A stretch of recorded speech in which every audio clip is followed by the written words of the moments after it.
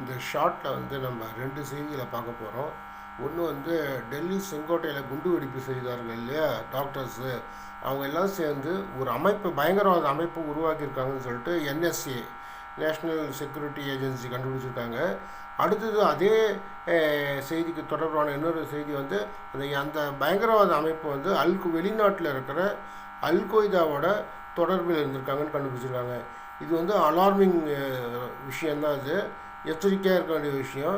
இங்கே இருக்கிற ஒரு அமைப்பு ஜனநாயக ரீதியாக போராடலாம், அவங்களுக்கு ஏதாவது பிரச்சனைனா போராடலாம், மறியல் போராட்டம் பண்ணலாம். அதை விட்டுட்டு அவங்க வந்து வெளிநாட்டில் இருக்கிற ஒரு பயங்கரவாத அமைப்போட அவங்க தொடர்பில் இருக்காங்கன்னா இது வந்து அலார்மிங் மேட்ரு தான்.